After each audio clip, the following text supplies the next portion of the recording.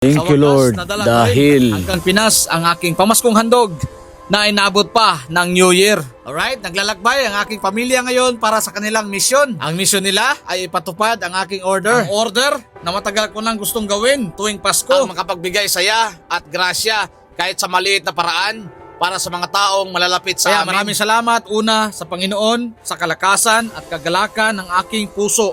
Maraming salamat din sa kapatid ko at sa kanyang asawa na pinag-drive si Mama para makapamili ng bigas at kunting groceries. Thank you so much sa suporta ng aking mama para sa aking pamaskong handog para sa aming mga kapitbahay. And lastly, maraming salamat sa aking anonymous sponsor na nagbigay din ng pagdagdag para mas madami pa tayong mabigyan ng regalo.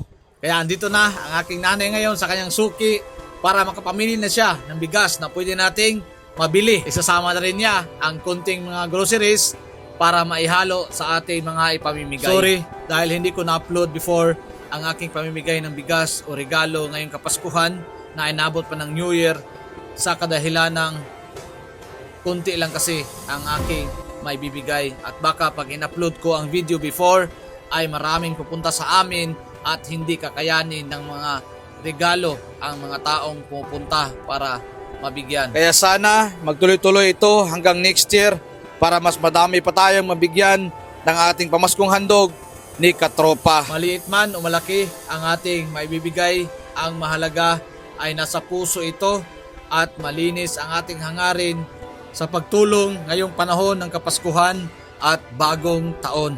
Sa kanilang saya, ngiti at ligaya na mabigyan ng regalo ay napakalaking saya sa akin para ipagpatuloy ko ang ganitong gawain. Kaya maraming salamat sa aking mga sponsors at pamilya na tumutulong sa aking hangarin. Alright, so once again, Happy New Year to everyone, mga katropa, kabayan. Thank you for watching. And if you like this video, paki-like, comment, share, and follow na rin. Ating tandaan na ang pagtulong ay nanggagaling yan sa ating isipan, puso, at gawa. And sa huli, si Lord na ang bahalang magbalik sa atin yan. Amen?